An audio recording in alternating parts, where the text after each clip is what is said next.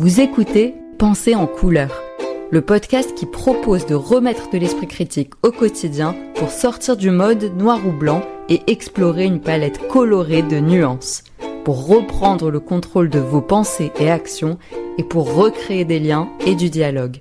Je suis Maya Ayal et je vous offre ici des outils. À vous de voir ceux qui vous parlent et de vous les approprier. Bienvenue dans Rencontres, des épisodes où j'invite des personnes qui ont travaillé sur des sujets liés à l'esprit critique et qui viennent nous livrer leur regard, leur compréhension et aussi, comme toujours, des outils que vous pourrez utiliser au quotidien. L'idée étant d'inviter des personnes avec des propositions variées pour que vous puissiez trouver dans tout ça ce qui vous convient à vous. Bonne écoute! Bonjour Delphine, merci beaucoup d'être là. Salut Maya. Alors, je te présente hyper brièvement et après tu pourras ajouter, corriger si besoin. Donc je t'ai invitée parce que tu es la fondatrice d'une association qui s'appelle Conversari, dont le but est de retrouver le dialogue et de s'ouvrir à l'altérité. Donc c'est le public, c'est les jeunes, si je me trompe pas. C'est ça. Vous faites des interventions en établissement scolaire. C'est ça En établissement scolaire, en périscolaire. On a des programmes aussi qui incluent les parents, qui visent en fait à aborder tous les temps de l'enfant. Donc pour justement aborder les questions de la relation, du dialogue, de l'écoute, du rapport à l'autre. Ouais. Ok. Et du coup, quand tu dis l'enfant, donc ça va de quel âge à quel âge à peu près? On intervient beaucoup auprès des collèges, lycées, études supérieures et de plus en plus dès la primaire, parce qu'en fait ça marche, notamment tout ce qui est autour de l'écoute. On a des ateliers de médiation par les pairs, donc c'est apprendre aux élèves à devenir médiateurs de leurs propres conflits. Donc on est vraiment dans de la prévention, c'est-à-dire qu'il s'agit pas d'agir lorsqu'il y a eu une victime et du harcèlement, mais plutôt comment mieux communiquer, mieux réguler ses émotions, son rapport à l'autre et sa communication du coup pour à la fois exprimer quelque chose qui convient pas, qui va pas, et en même temps essayer peut-être de trouver des solutions de manière apaisée.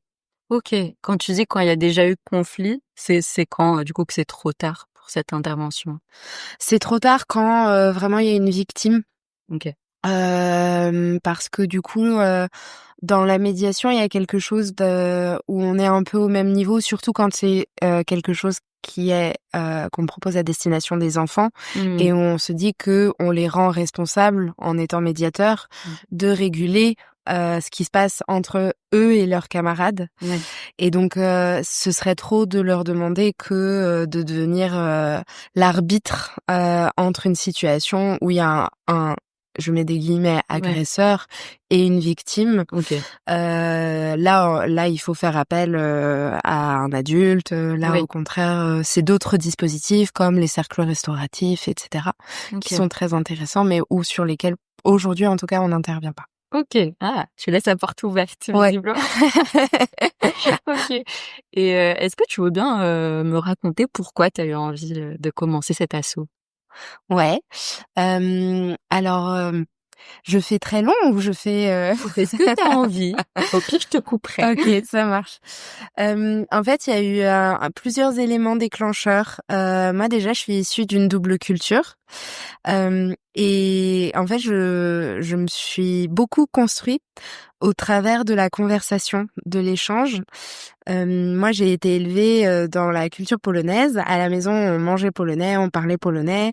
Je dis souvent, moi, j'ai découvert les inconnus quand j'avais 20 ans, parce qu'en fait, c'est un jour quelqu'un qui m'a montré. Et donc, c'est vraiment par le biais de la rencontre et du rapport à l'autre que je me suis construite. Et donc du coup ça m'a toujours habité cette capacité à avoir différentes perspectives que par l'échange il y a une connexion qui s'établit et où du coup tu as un regard sur un monde différent, des connaissances qui t'arrivent et qui t'enrichissent. Je pense, ça me travaillait aussi l'humilité, enfin d'une certaine manière. Il y a pas que, enfin, j'étais moins égocentrée de cette double vision en fait. Il y avait pas que ma manière de voir. Donc ça, c'était très important. Et puis aussi, plus tard, j'ai fait des études de droit et j'ai été un peu surprise que dans mon cursus, alors peut-être que d'autres facs le font et peut-être que aujourd'hui on le fait différemment, mais en tout cas à mon époque, là où je l'ai fait, c'était pas. En fait, j'avais pas de matière, de méthodologie sur l'argumentation. Okay. C'est quoi un bon argument? Et un argument solide et comment en fait je l'agence dans un raisonnement qui va tenir la route, qui est structuré, qui est logique, rationnel. Même des cours de logique en fait. Et en fait je trouvais ça un peu étonnant parce que je me disais si moi j'ai pas ça alors que in fine ma profession ça peut être celle d'avocat. Qu'en est-il des autres jeunes qui font d'autres études et qu'en est-il de la majorité des jeunes qui font pas d'études supérieures? Et des gens en fait au-delà des jeunes. C'est clair. Et donc du coup je me suis dit après différentes expériences professionnelles, un jour je me suis dit en fait là c'est le moment de d'adresser ces deux choses et d'en faire quelque chose. Et donc en 2020 on a créé Conversari. C'est un projet qui se voulait très expérimental au début, on n'a pas beaucoup communiqué pour tester justement pour que ce soit vraiment un projet qui naisse sur le terrain à partir des besoins et des enjeux de terrain. Et l'idée, c'était vraiment de... la méthodologie de Conversari, elle est très simple. On n'a rien inventé. On se base sur la maïeutique de Socrate. En fait, les adultes qui interviennent dans Conversari, c'est des adultes qui sont là pour faire émerger la parole des jeunes. Et à côté de ça, les ateliers sont construits dans une méthodologie en 5 étapes qui, en fait, va de formuler une pensée, déconstruire des croyances, des appartenances. Deuxièmement, affiner cette pensée. Troisièmement, la développer, la déployer, notamment au travers de l'esprit critique, de la documentation. Quatrièmement, justement, aborder l'aspect structuration, argumentation, pour faire la différence justement entre un débat d'opinion et un débat d'argument. Et la 5e étape, qui en soi est une étape qu'on retrouve dans tous les moments, c'est le rapport à l'autre. Parce que quand on est né en 2020, c'était le début du grand oral au bac. Et donc en fait, on nous disait mais vous faites de la prise de parole en public, vous accompagnez les jeunes sur le grand oral, etc. Et en fait, je disais souvent pas tout à fait parce qu'en fait, la prise de parole, l'éloquence, c'est un individu qui va bien s'exprimer face à un public et qui s'en va. Or, au sein de Conversari, ce qu'on fait, c'est de travailler un individu qui est au sein d'un collectif et qui rentre dans un rapport d'échange.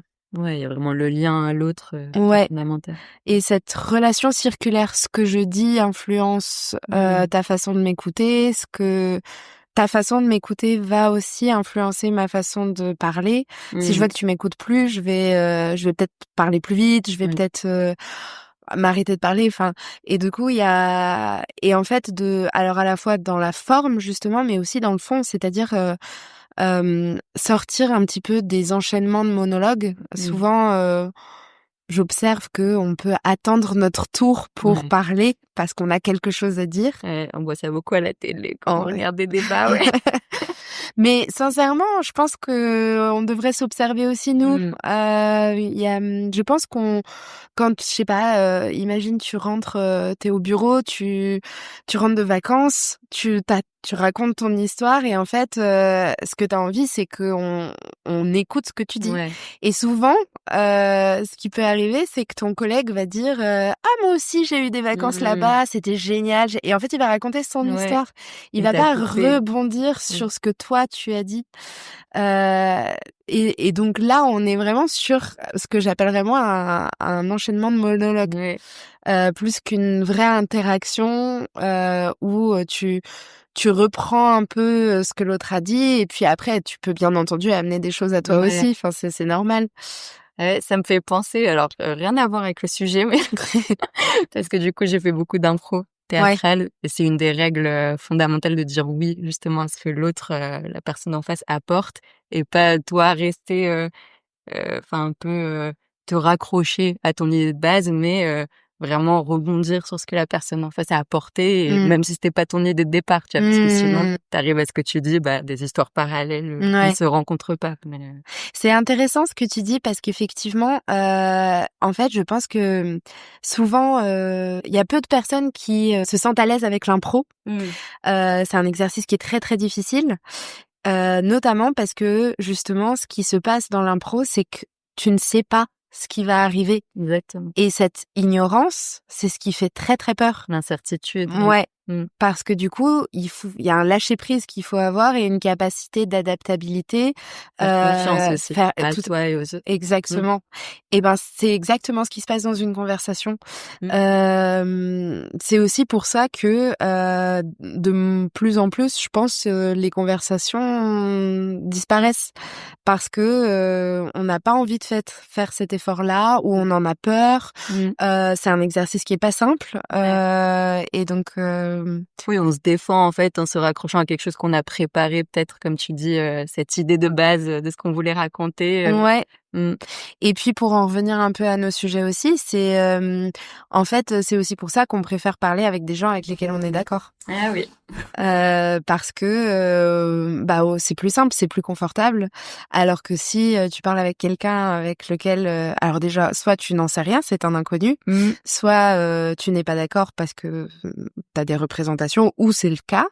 En fait c'est un exercice qui peut être pénible parce que du coup ça te bouscule. Ça te bouscule et puis en plus si on en revient juste à ce dont on parlait avec l'impro, c'est en fait il faut que tu fasses confiance à l'autre, à ta capacité aussi à rebondir à partir de ce qui est dit, à gérer tes émotions. Exactement. Et à lâcher prise aussi. Enfin, c'est pas simple en fait. Ça, en fait, je dis souvent aussi avec Conversari que on apprend à l'école à lire et à écrire, mais pas tant à parler, à écouter, parce que ça nous semble être quelque chose de spontané et de très facile. Mais en fait, c'est pas si simple que ça. Ouais, ça me fait rire ce que tu dis parce que du coup, j'ai travaillé sur les compétences psychosociales et quand j'expliquais à des personnes qui étaient pas forcément au courant qu'on pouvait apprendre ces compétences-là, une des réactions typiques, c'est c'est ce qu'on fait tous les jours, non? D'écouter, de communiquer, enfin ce genre de choses qui ont l'air hyper simples. Mais comme tu dis, souvent on le fait pas forcément bien, dans le sens où le résultat est pas optimal, quoi. Enfin, on s'écoute pas vraiment. Juste on attend son tour, comme tu dis, on laisse un petit moment de silence, souvent petit, le moins de silence possible, et on passe vite à reprendre nous la parole, quoi. Donc hyper intéressant. Et du coup, aujourd'hui, je t'ai invité justement pour parler de ces sujets-là et en particulier pour répondre un peu, si on peut, à la question comment retrouver le dialogue dans une société polarisée. Alors, pour remettre un peu de contexte à pourquoi cette question. Donc moi, c'est vraiment une question qui m'anime et qui est au centre de pourquoi je crée ce podcast aussi. Où il y a plein de phénomènes. Il y a aussi ce phénomène de confirmation qui est amplifié par les réseaux sociaux, notamment. Et on a des rapports. Là, on a eu un rapport qui est sorti récemment sur les risques globaux du Forum économique mondial, qui place la polarisation et les fake news, les fausses informations, comme faisant partie des risques principaux pour la stabilité du monde, en gros. Parce que on se renferme dans des positions souvent de plus en plus radicales, en plus, et parallèles, complètement parallèles en fait, où il n'y a plus du tout de base commune. Du coup, la démocratie ne peut plus fonctionner, tout simplement, parce que dans une démocratie, on est censé pouvoir échanger, pouvoir prendre des décisions ensemble, ce qui a l'air de plus en plus compliqué. Donc voilà, vaste question. Tu peux dire ce que tu as envie sur le sujet. Alors moi je tiens à préciser que tu m'as fait rire parce que quand je t'ai demandé est-ce que je dois préparer quelque chose, etc. Tu m'as dit on va aborder la question de comment retrouver le dialogue dans une société polarisée. Donc non, pas grand-chose. Bah juste ce que t'as envie, quoi. Ouais, non, c'est effectivement, enfin c'est un sujet en tout cas que moi je trouve très très intéressant et je te remercie de m'inclure dans la réflexion et dans la réponse, enfin dans la recherche de réponse parce que je ne pense pas avoir la réponse à ça. En tout cas, par contre, je teste des choses, notamment du coup au travers de Conversari. Je sais pas par quel biais commencer. En fait, comment nous on a adressé ce problème. On a regardé en fait ce qui se passait, pourquoi il y avait polarisation. Et du coup, à partir de là, on a essayé de voir s'il n'y a pas des petits exercices, des petites situations qu'on pouvait créer qui allaient peut-être travailler un aspect des éléments. Tu parlais des réseaux sociaux. En tout cas, enfin, il y a les réseaux sociaux, mais il y a aussi même dans la vie au quotidien, ce que j'ai pu observer, c'est que en fait aujourd'hui, on est dans une société qui va très vite. Ah oui, ça, c'est clair. Et le problème, c'est qu'on a oublié que de construire une pensée, c'est comme un arbre qui pousse. Je sais pas si on en avait déjà parlé, mais en fait, ça prend vachement de temps. Et ça passe par dire d'abord des choses qui sont des croyances, qui sont des préjugés, des choses qu'on a entendues et qu'on a juste fait passer, mais qui sont pas forcément notre pensée. Et ensuite, parce qu'on les a justement exprimées une fois et qu'on les a confrontées à quelqu'un ou à plusieurs personnes, ça va créer quelque chose, une réaction qui va être positive, négative, et du coup ça va laisser un sentiment. Et c'est ce sentiment qui va nous pousser à faire une recherche documentaire, faire en sorte qu'on va essayer peut-être de travailler et d'élaborer cette pensée, de l'affiner, de la construire, de la grossir, etc. Et c'est parce que il y a ces différents temps qui vont après se répéter au fur et à mesure que en fait à la fin on va arriver avec une pensée élaborée, construite, des arguments et non pas des opinions. Et donc du coup, pourquoi voilà, c'est ça. Et en fait aujourd'hui on n'a plus ce temps-là. Parce que quand on prend la parole, alors je pense que c'est effectivement, tu dis bien, poussé par les réseaux sociaux. En fait, quand on dit quelque chose, on nous colle une étiquette. Ouais, j'ai un autre épisode sur les étiquettes. Ah, super intéressant. Ouais, c'est exactement ça. On nous catalogue en 2 secondes, en fait, avec juste un mot. Voilà. Allez, hop, toi, t'es de tel camp ou de tel autre, parce qu'en plus, il y a des camps tout le temps maintenant. Oui, c'est ça. Et l'effet négatif de ça, c'est qu'en fait, il y en a plusieurs. C'est déjà que on va pas...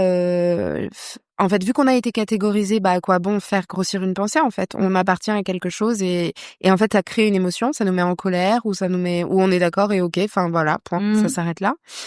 Ce qui renforce la polarisation, du coup, l'absence de nuance. Exactement. Et l'autre effet que ça a, c'est que voilà, ça c'était ma peur, c'est que je pense que j'ouvre tellement de tiroirs en parlant de ça que t'inquiète, c'est une conversation. C'est clair. Oui, c'est justement conversation, c'est qu'en fait ça ne nous donne pas envie d'entrer en conversation et d'exprimer nos pensées parce que c'est dangereux en fait. Si j'exprime ma pensée, je me dévoile et en plus je suis catégorisée, cataloguée, étiquetée et donc c'est dangereux. Peut-être même avec des impacts professionnels, j'ai l'impression que ça peut aller aussi loin. Ouais, c'est clair parce que du coup dans une équipe lui c'est le mec d'extrême droite ou d'extrême gauche, de machin, enfin bref.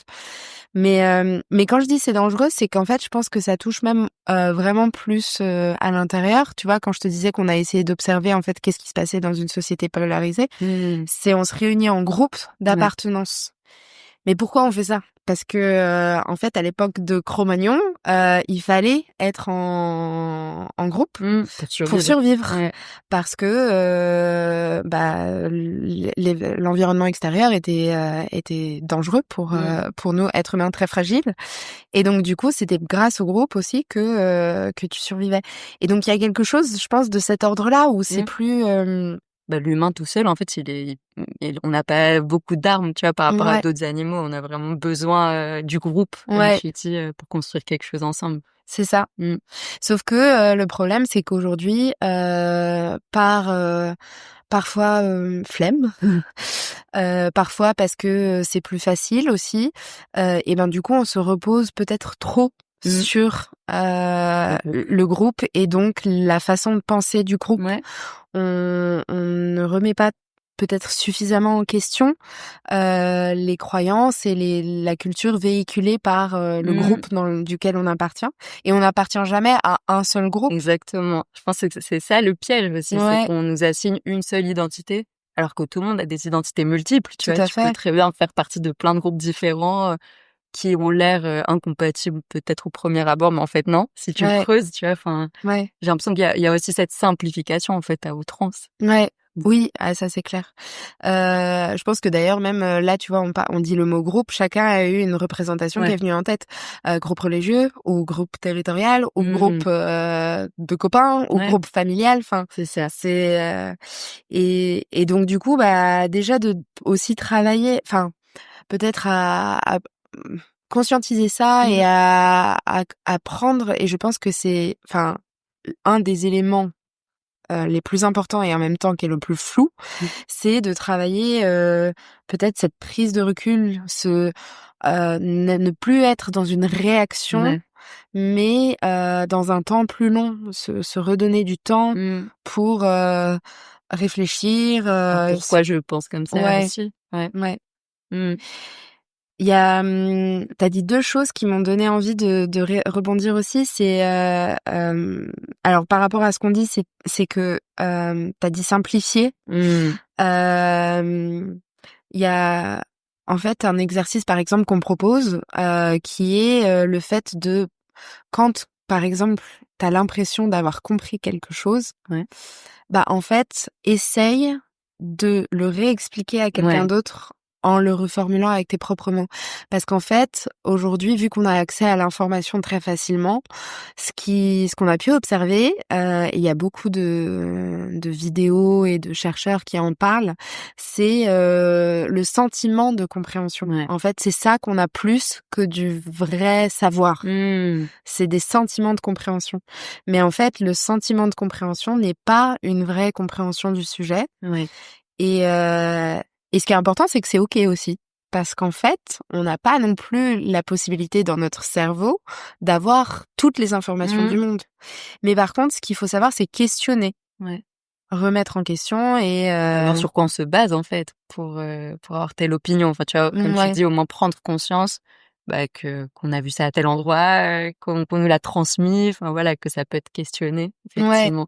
Et est-ce que moi, je suis d'accord en fait. Ouais, c'est ça. Enfin, j'ai appris ça, mais est-ce que finalement, là où j'en suis aujourd'hui à cet instant T, Mmh. est-ce que c'est ce que je crois? Est-ce que c'est ce que je pense? Ouais. Et c'est OK si c'est le cas. Mais c'est important juste pour soi aussi de pouvoir se poser ça. Ouais, ça me fait penser ce que tu dis, à ce que Kahneman, explique dans Système 1, Système 2. Alors je sais plus le terme, je crois que c'est un biais de familiarité ou quelque chose comme ça. Où en fait, juste le fait d'avoir entendu une fois une Mmh. information, bah, en fait, le cerveau l'a adopté comme une vérité Oui, et ce et qui un est savoir. et un savoir et en fait, le pire, c'est qu'après, si c'est corrigé par la suite, Mmh. en fait, c'est la première impression qui va primer sur, C'est cette le biais correction. d'ancrage. Alors oui, mais il y avait aussi une question enfin ça c'est aussi, effectivement un des biais, mais il y avait cette, je sais plus comment ça s'appelle, familiarité, enfin le fait d'avoir entendu vaguement quelque chose Mmh. où en fait on va l'intégrer. Ouais. Alors après vérification, j'essaie de remettre un peu d'ordre, dans tout ça parce que souvent il y a beaucoup de biais ou d'effets, qui sont très liés et qui se ressemblent. Donc ça m'arrive de les confondre. Kahneman en fait, il parle plutôt du fait que la répétition d'une information elle va agir comme de la familiarité. Alors, je crois pas qu'il lui donne de nom dans le livre que j'ai cité, mais en tout cas, il explique ce phénomène et il explique notamment que même un mensonge qui va être répété de nombreuses fois, en fait, il va être considéré comme la vérité.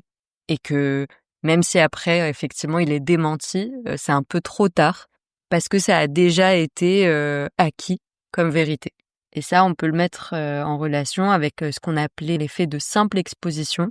Donc c'est un biais cognitif qui consiste à faire que plus on entend quelque chose, plus c'est probable qu'on ait un préjugé positif sur cette idée ou cette personne, n'importe quoi auquel on est exposé de manière répétée, ça agit comme de la familiarité et donc on va considérer que c'est vrai, on va considérer que c'est bien, etc. plus facilement. Même si au départ, c'était pas du tout le cas. On peut ne pas du tout avoir de sympathie pour une idée, par exemple, mais à force de l'entendre et de l'entendre, en fait, elle se normalise. Donc, encore une fois, là, elle va devenir familière et on va moins réagir, en fait. On va la trouver normale. C'est ce qu'on a appelé aussi la fenêtre d'Overton, dont vous avez peut-être entendu parler. Plus on parle d'un sujet, plus ça le normalise et ça ouvre la fenêtre pour aller plus loin sur ce sujet-là. Ensuite, l'effet de primauté qui a été mis en évidence par H, qui dit que les premières impressions vont en général laisser un souvenir plus important par rapport au reste. Et il y a aussi cette idée que la première information qu'on a reçue, elle va souvent primer sur les autres. Donc c'est plutôt à ça que je me référais plus tôt. Et ensuite, donc Delphine, elle mentionne aussi le biais d'ancrage. Alors c'est encore un peu différent, il y a à chaque fois des petites nuances. Là, ça veut dire qu'en fait, la première information qu'on reçoit, elle va servir de point de référence, comme l'ancre d'un bateau.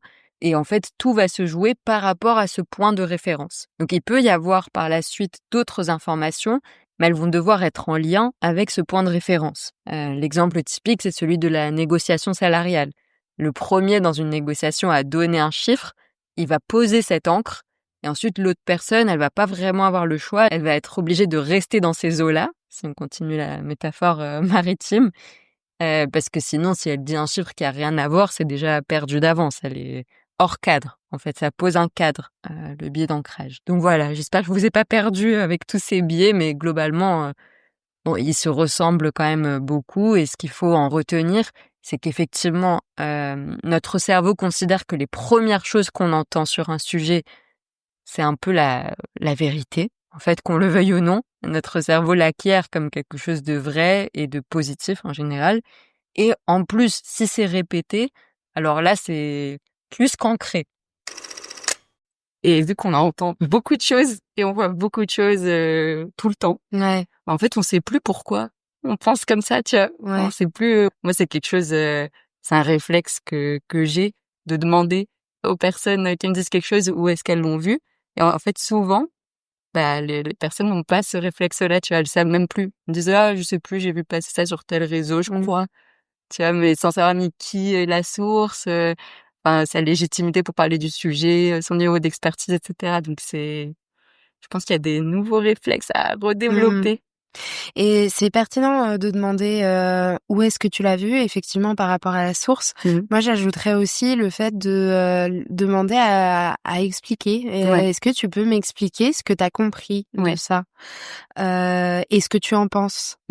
Et là, tu peux peut-être aller plus loin. Et alors, ce qui est important, c'est de pas le faire en se positionnant comme dominant. Bien c'est sûr. vraiment de le faire comme une recherche que limite on fait à deux, parce qu'on n'en sait rien. C'est ça. Mais oui, la posture d'humilité, je pense que c'est aussi quelque chose qui se perd beaucoup parce que tout le monde se positionne comme je sais. Et du coup, la personne en face se braque facilement et en fait là, c'est déjà un peu perdu pour le dialogue, quoi. Alors je pourrais te redonner les références pour le coup, mais là je les ai plus. Mais il y a une étude qui avait été faite par une université américaine. Est-ce que c'était MIT ou Harvard, je sais plus. Mais où ils avaient justement essayé de voir quels étaient les mots les plus durs à dire. Je crois qu'ils étaient partis du postulat que c'était le je t'aime parce que c'était très intime et en fait c'est pas ça. Les mots les plus durs à dire sont je ne sais pas. parce que ça te met dans une position de vulnérabilité vis-à-vis de l'autre et c'est très très difficile. Et ce qui était curieux dans l'étude, si je me souviens bien, ça fait longtemps que je l'ai lu, c'est que en fait c'est même les enfants qui a priori sont un peu moins peut-être soumis à nos codes sociaux d'adultes ont du mal, préfèrent peut-être dire oui pas perdre la face, pour pas perdre la face. Et j'ai l'impression qu'encore, enfin, je sais pas du coup ce que dit cette étude, mais j'imaginerais que dire je me suis trompée, c'est peut-être même encore pire. Tu vois, d'avoir dit quelque chose et en fait reconnaître que tu t'es trompée. Ouais. C'est aussi quelque chose. Et pourtant, c'est là que c'est curieux quand même qu'on ait cette réaction aussi spontanée, parce que pour le coup, je pense l'étude, mais je dirais qu'on pourrait faire cette étude, enfin une étude de ce genre-là partout. Si tu regardes l'effet que ça a. Par exemple, un manager qui dit ça à ses collaborateurs ou un parent qui dit ça à ses enfants ou même entre amis. Si tu as quelqu'un qui te dit ouais je sais et en fait après tu vois qu'il savait pas l'effet que ça a sur toi versus ouais je sais et puis après non en fait je me suis trompée. Dans le premier cas, tu vas considérer la personne avec moins d'intégrité. Tu vas te dire que c'est une personne inconstante, influente, arrogante, soumise aux influences des autres, arrogante, enfin, et puis pas fiable. Ouais, tu perds confiance en fait. Tout à fait. Alors que dans l'autre cas, tu vas au contraire l'estimer parce qu'elle a osé dire qu'elle s'était trompée, parce que tu rétablis la confiance tout de suite. Et pareil, je pense que, enfin, et ça pour le coup, je pense dans l'étude il l'avait dit que les cas où tu dis, bah en fait, je ne sais pas et je vais me renseigner ou regardons ensemble, etc. Bah là, pareil, tu construis une base de confiance et ça augmente l'estime que tu as envers la personne. Et tu l'inclus aussi, tu vois, au lieu d'être dans cette posture de sachant entre guillemets, de je t'apprends la vie. C'est bah non, moi je sais pas tout non plus et viens on découvre ensemble. Comme tu disais, donc parce que ça ouvre un petit peu plus la porte au dialogue. Effectivement. Mais c'est intéressant de constater que tu vois malgré les effets positifs, ça reste toujours plus difficile à faire parce que je pense qu'on est trop dans l'urgence de répondre. J'avais envie de dire, enfin, moi je dirais comme ça, c'est sûrement parce qu'il y a ce besoin d'immédiateté, de rapidité, tu vois, et comme tu as dit, tout ça prend du temps. Le fait qu'on l'a pas beaucoup ce temps dans notre société actuelle. Faut le trouver, quoi. Faut vouloir le trouver, je pense. Peut-être si on avait plus conscience des bénéfices derrière. C'est aussi quelque chose qu'on nous apprend pas beaucoup. Oui, c'est vrai. Et du coup, est-ce que tu as envie de nous partager d'autres outils que vous avez pour retrouver le dialogue? Alors pour rester peut-être sur la partie polarisation, en fait on a un atelier qu'on a appelé, on est très nul avec les noms, donc c'est peut-être pas, faut pas juger de notre commune, enfin de notre, je sais pas comment appeler même ça, mais bon, qu'on a appelé autodéfense intellectuelle. Et en fait, mais en fait je crois que c'est ce qui m'embête un petit peu, c'est que je crois qu'on utilise souvent des noms galvaudés. Il faudrait revoir un peu ça, mais c'est pas grave. L'objectif en tout cas de cet atelier, alors la façon dont fonctionnent les ateliers Conversari, c'est que alors on intervient déjà rarement à court terme, c'est-à-dire de façon ponctuelle. Sinon on appelle ça des ateliers de sensibilisation. On vient là pour ouvrir quelque chose, mais on n'est pas là pour travailler vraiment. Sinon ça va être des ateliers qui vont aller de 2 à minimum séances de 2 heures à 8 séances de 2 heures. Et pour les programmes qui sont encore autre chose, c'est vraiment des projets à l'année. Donc déjà on impose le fait de prendre du temps. Bien. Donc ça veut dire que c'est pas simple, on n'arrive pas à travailler avec autant de gens qu'on veut, mais en fait on se dit que c'est aussi quelque chose, enfin c'est une démarche et donc du coup il faut s'intégrer dedans. Oui, il y a des conditions pour que ça fonctionne. Et donc du coup, pour rester juste sur la façon dont les formats sont faits, c'est que dans chaque atelier de 2 heures, tu vas avoir un temps où tu vas créer du lien et de la confiance justement dans le groupe, un temps où on va un peu questionner et faire émerger la parole des jeunes, et un temps où on propose un dispositif conversationnel, j'appelle, où on va les mettre dans une situation qui vont les faire expérimenter un aspect, du sujet traité. Et donc, et quand on est donc dans un cycle d'ateliers, donc là, l'autodéfense intellectuelle, on en a un autre, ça s'appelle les débats contemporains. On en a encore un autre autour de l'altérité. À chaque fois, tu as une finalité, une restitution. Donc, pour les débats contemporains, c'est un débat oxfordien. Pour l'altérité, ça va être un théâtre forum. Ah, c'est bien. Et dans l'autodéfense intellectuelle, les élèves vont créer une propagande. Ok. Et donc du coup, à chaque atelier, ensuite, t'as une thématique précise. Tu vas aborder, donc là, pour l'autodéfense intellectuelle, t'as le premier atelier, c'est sur les influences internes et externes. Tu vas avoir un atelier sur le rapport aux médias. Tu vas avoir un atelier sur la documentation, un atelier sur l'esprit critique, etc., etc., etc. Et chaque atelier vient te donner une brique en plus. Voilà. Et en fait, donc moi j'avais envie de peut-être plus m'attarder sur l'atelier autour des influences. Parce que je pense que c'est quelque chose qui est justement un peu la base par rapport à le dialogue et la société polarisée. C'est que déjà, peut-être il y a un premier travail sur à prendre conscience des influences qui nous traversent et qui font que on va ou pas s'engager dans un rapport à l'autre et donc dans une conversation. Dans cet atelier-là, du coup, on a séparé, on a un temps sur les influences internes et les influences externes. Dans les influences internes, par exemple, t'as l'ego. Qui va justement t'empêcher de dire je ne sais pas, et notamment, donc le premier exercice, on vient dans la classe et on dit, et d'ailleurs, du coup, tu peux essayer si tu veux. Oui, c'est pour les adultes aussi, on est d'accord. Oui, tout à fait. Moi, à chaque fois, j'ai l'impression que je suis débile, je n'y arrive plus. En fait, donc on demande, d'ailleurs, je vais te le faire. Vas-y, allez. Est-ce que tu sais ce que c'est qu'un vélo? Je pense. Tu as déjà vu un vélo? Je pense avoir déjà vu un vélo. Ok. T'as fait du vélo peut-être même. Tout à fait. Ok. Alors du coup, l'idée c'est que tu me dessines le vélo. Et surtout le système de pédalage. En fait, qu'est-ce qui fait que ton vélo il avance? Donc la chaîne, elle est connectée où? À quelle roue? Est-ce qu'elle est connectée d'ailleurs? Ou voilà. Ok, je vois où cet exercice je veux faire. Si tu veux. Et du coup, c'est marrant parce que les élèves, et puis d'ailleurs, vraiment, je pense que les adultes, c'est pareil, non, alors, chez les élèves, ça va être encore plus flagrant, ils vont nous dire, oui, bien sûr qu'on a déjà vu un vélo, vous nous prenez pour qui, etc.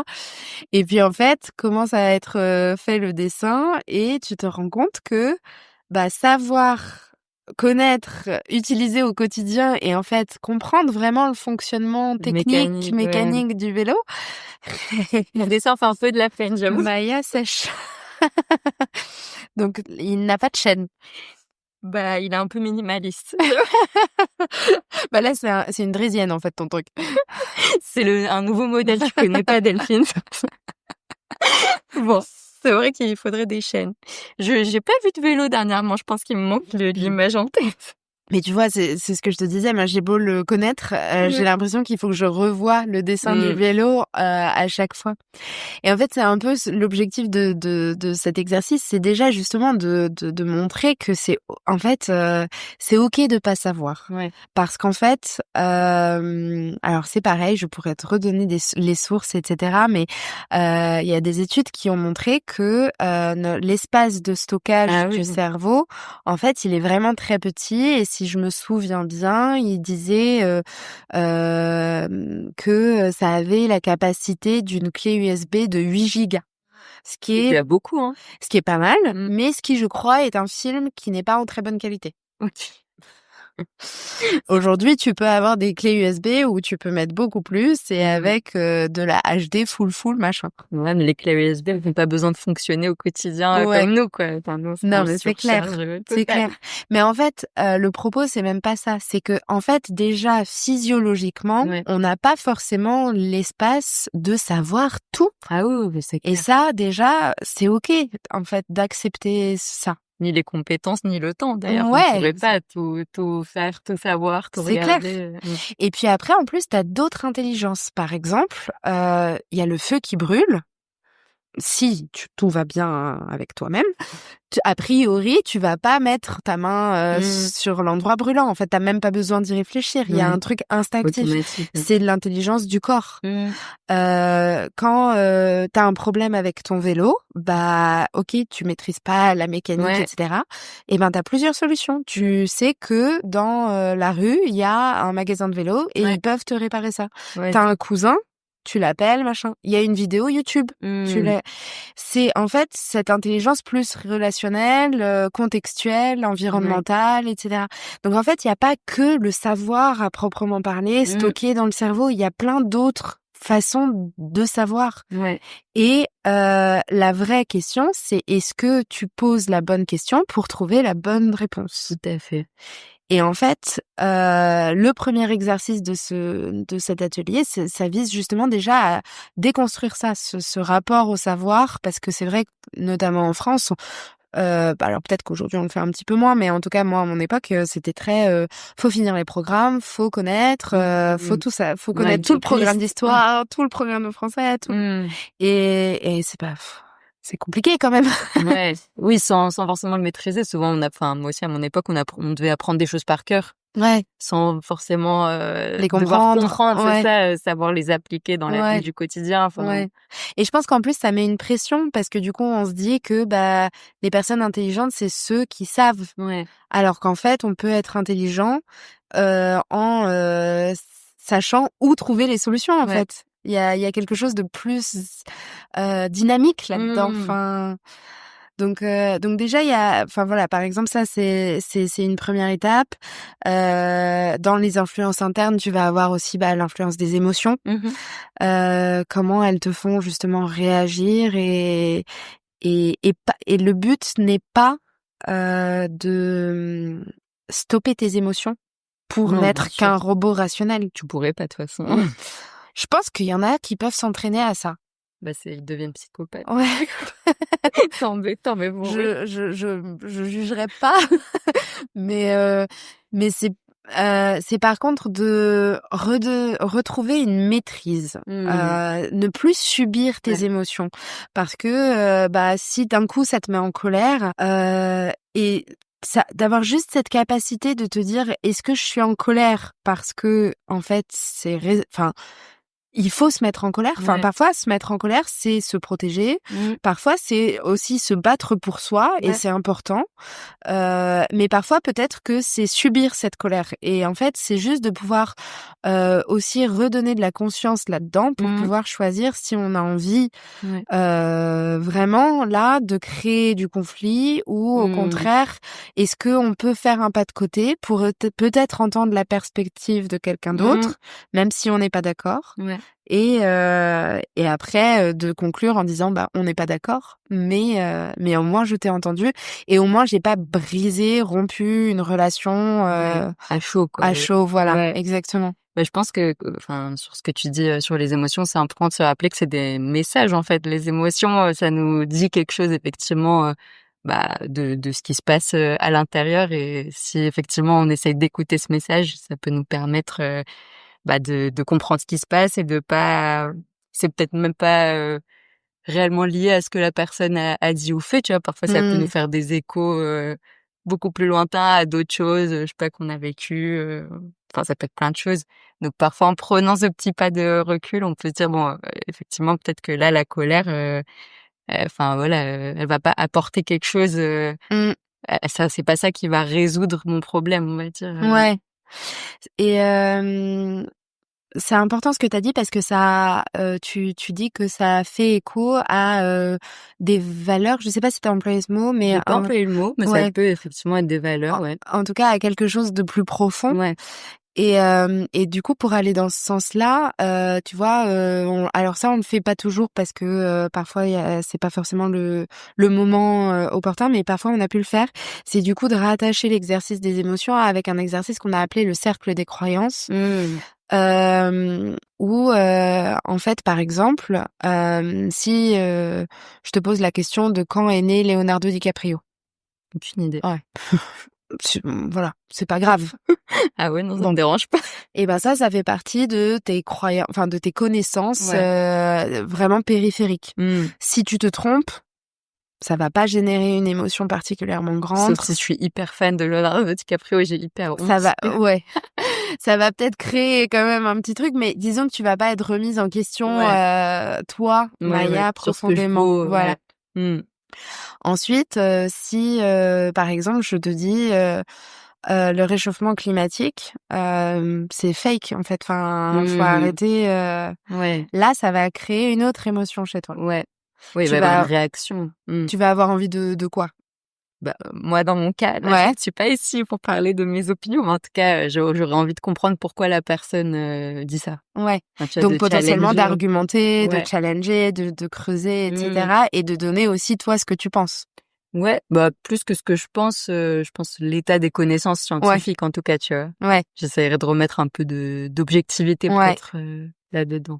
Et par contre, si à la fin on n'est pas d'accord, bon bah t'as passé pas forcément, enfin tu vas te dire bon bah c'est dommage, elle est nulle, elle comprend rien, mais bon ça va pas te détruire. Ça dépend. Ça dépend de ce que la personne dit. Ouais, ok. Bah, ça peut me déprimer un peu si je vois qu'une personne est extrêmement fermée. Enfin, tu vois, si le dialogue n'est pas possible. Mais c'est vrai que ça m'atteint. Ouais. Non, mais c'est possible. C'est là du coup, on est dans le cercle. Bon, bref, mais t'as compris, c'est le deuxième cercle, quoi. En fait, je pense qu'il faut que je vienne avec tous les noms parce que souvent, moi, au moment où on me demande, je perds les noms et ils me reviennent après. Mais je pourrais tout te redonner, pas sans souci. Et en fait, du coup, on se rapproche du cœur de qui tu es. Donc, ça touche à des éléments et c'est vrai que là, du coup, c'est mouvant. C'est-à-dire que pour certains, ça va être bon, ça, ils vont passer un mauvais moment et ça va être de l'argumentation. Mais bon, voilà. Pour d'autres, ça va être un peu plus, ça va plus les atteindre. Mais ça reste quelque chose avec lequel tu peux continuer à vivre. On va dire, ouais. Et t'as le dernier cercle du cœur qui est, bah là, je viens et je te dis, tu es quelqu'un de déloyal, de méchant, on peut pas avoir confiance en toi, enfin, bon. Oui, une attaque directe, personnelle. Ouais. Et là, et surtout, on attaque sur la représentation que tu as de toi-même, sur des valeurs que tu as, l'estime que tu as de toi, etc. Et là, c'est là pour le coup, c'est une atteinte qui est très très difficile à ne pas, enfin, dont la réaction du coup va être vraiment très difficile à contrôler. Et en fait, cet exercice il est intéressant parce que de pouvoir peut-être en amont, nous on dit souvent, c'est un autre exercice, c'est l'antichambre des émotions. C'est avant de traiter un sujet, de déjà peut-être essayer de faire un mapping de tel sujet ou telle façon de le dire ou tel élément en fait va être justement me toucher un peu ou me toucher beaucoup. On peut aller même dans exprimer le type d'émotion que ça va créer, etc. C'est trouver un peu ses limites aussi. Pour mieux aussi se connaître et se comprendre, pour comprendre ce qui se passe en fait quand dans une conversation et ben du coup tout à coup on pète un câble. Ça dérape. Et encore une fois, pas dans le but de d'annuler ça. C'est pas ça l'objectif. C'est plus de mieux se connaître pour être en capacité de décider si oui on pète un câble ou au contraire peut-être que dans cette circonstance-là, avec ces gens-là, c'est pas la peine. C'est reprendre le contrôle en fait sur ce que tu fais, ce que tu dis. C'est ça. Ok, trop intéressant. Et puis après, il y a pour continuer, les influences internes, c'est les biais cognitifs. Et ensuite, les influences externes, ça va être le rapport aux autres, donc l'influence du groupe. Et donc, on travaille là à déconstruire justement le cercle d'appartenance. C'est intéressant, je peux poser la question aussi, juste comme ça en ouverture pour réfléchir. Quand est-ce que tu t'es sentie vraiment appartenir? Et du coup, qu'est-ce que ça a contribué, enfin ce sentiment d'appartenance? À quoi ça a contribué en toi? Ok. Et du coup, comment ça a impacté ensuite ton comportement? Et c'est intéressant de conscientiser ça aussi parce que du coup, tu peux peut-être parfois te rendre compte que y a des choses que tu fais pas parce que tu les penses, mais parce que tu veux justement appartenir au groupe et pas ou y rester. Ouais, y rester, ne pas te faire isoler. Parce qu'encore une fois, c'est dangereux et c'est normal. Enfin, surtout quand on est adolescent et qu'on est en construction identitaire, on a vachement besoin des autres. Ouais, c'est clair.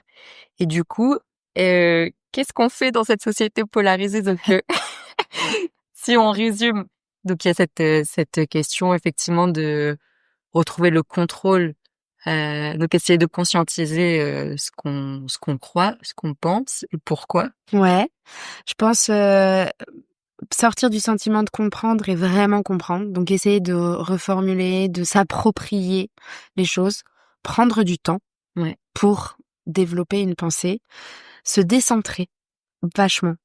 Alors l'humilité, c'est pas facile, mais du coup très concrètement, comment on peut travailler le décentrage, on a un exercice, c'est la recherche contre-intuitive. Plutôt que donc tu mets ton postulat de base. Moi, je crois que ça fait partie de la démarche scientifique, ça. En fait. Ouais, carrément. Et ben en fait, je vais aller d'abord rechercher les informations qui vont à l'encontre de ma croyance. Tu peux aussi essayer un autre exercice, c'est t'écoutes l'avis de quelqu'un d'autre avec lequel potentiellement t'es pas d'accord, et tu peux le faire même à partir de ce que quelqu'un dit à la télé ou de ce que t'entends dans un article, et tu t'appropries ces paroles et t'essayes de les restituer à quelqu'un d'autre. Ça t'aide à te décentrer, ça t'aide à faire de l'empathie d'une certaine manière, à te mettre à la place de cette autre personne et d'essayer de comprendre son point de vue. Et puis après, moi j'ai envie de dire, et on pourra finir sur ça si tu veux, c'est de lire. Et si je peux offrir un cadeau, c'est de lire notamment un livre qui s'appelle L'oiseau moqueur de Walter Tevis. Qui est pour moi, en fait, je pense, une lecture extraordinaire de par le contenu et puis la façon dont c'est écrit. C'est très contemporain par rapport au sujet. En fait, c'est un monde dans lequel on est dominé par des intelligences supérieures qui sont incarnées dans des robots. Et en fait, le livre est écrit de 3 points de vue, du point de vue de l'intelligence suprême, du point de vue d'une femme qui est un peu hors société, qui est marginale complètement, et du point de vue d'un homme qui tout à coup dévie d'un parcours. Et en fait, le livre commence, on comprend que les hommes et femmes ont créé, l'humanité a créé les intelligences artificielles et les robots pour justement leur gagner du temps, gagner du confort, etc. Et donc du coup, par exemple, les écoles, c'est le développement personnel, l'individualisation. T'apprends la sexualité autonome. T'es coupé des autres. T'es vraiment dans le rapport à toi-même, mieux être avec toi. Tu fumes en permanence parce que c'est censé te détendre. Sauf que en fait, il y a des phénomènes bizarres comme des immolations de groupe. Et tu comprends que il y a un manque de sens en fait derrière tout ça. Et du coup, t'as cet homme qui tout à coup a une trajectoire qui dévie, qui fait partie de ce système et qui tout à coup a une trajectoire qui dévie parce que il trouve un livre. Et donc là, c'est du point de vue de l'homme. Et en fait, c'est un livre qui t'apprend à lire. Et donc en fait, quand c'est écrit, quand t'es dans les chapitres où c'est écrit de son point de vue à lui, c'est hyper intéressant parce que tu vois qu'au début, justement, il a pas appris à lire, il a pas développé du tout de nuances. Ouais. Donc en fait, quand tu lis les premières pages sur lui, en fait, c'est je suis assis à une table, il y a une fenêtre, c'est sympa. Ouais, c'est un robot, quoi.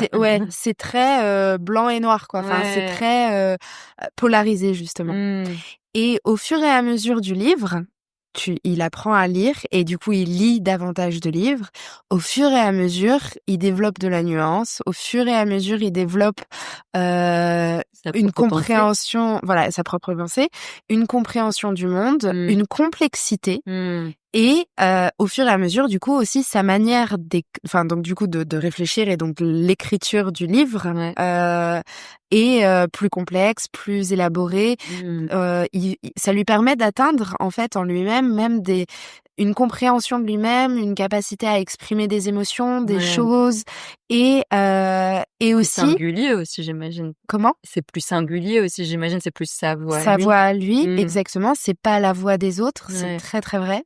Et en plus, une capacité à envisager que y ait d'autres aussi et que quelqu'un puisse avoir une pensée différente et du coup il est en recherche de quelqu'un qui a une pensée un peu plus élaborée et avec qui il peut rentrer en dialogue. Et donc je trouve que c'est un livre qui est très important à notre époque et qui en plus est très agréable à lire, très facile, pas du tout complexe et très chouette. Trop bien. Tu nous as fait un petit spoil, mais on va pas... Non, parce que vous savez pas du tout ce qui se passe. Il y a quand même l'intelligence qui a un rôle très important à jouer, la femme qui a un rôle très important à jouer. Là, j'ai vraiment que parlé de la perspective de l'homme.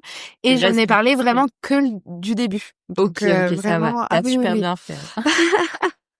Bien joué. Est-ce que tu as envie de dire autre chose pour conclure ou c'est bon? Écoute, je te remercie. C'était un vaste sujet, donc je pense qu'on a parlé de beaucoup de choses. Je pense qu'on n'a pas abordé du tout l'ensemble des choses. Ah non, mais c'est impossible. C'était pas la prétention. Oui. Mais merci en tout cas d'avoir bien voulu faire entendre ma voix. Ah ben avec grand plaisir. Une voix très intéressante, je te remercie Delphine. Merci beaucoup Maya. Qu'avez-vous pensé de cet épisode ? Je suis très intéressée d'avoir vos avis en commentaire et s'il vous a semblé utile, n'hésitez pas à vous abonner à la chaîne et à lui donner 5 étoiles sur les plateformes d'écoute pour que d'autres puissent la trouver facilement et en profiter également. Vous contribuez de cette manière, vous aussi, à l'activation de nos esprits critiques, alors merci pour votre aide. N'oubliez pas de télécharger, si vous le souhaitez, les fiches récap en description de cet épisode. À bientôt! Critique et persiste, mais n'oublie pas d'ouvrir ton esprit pour espérer.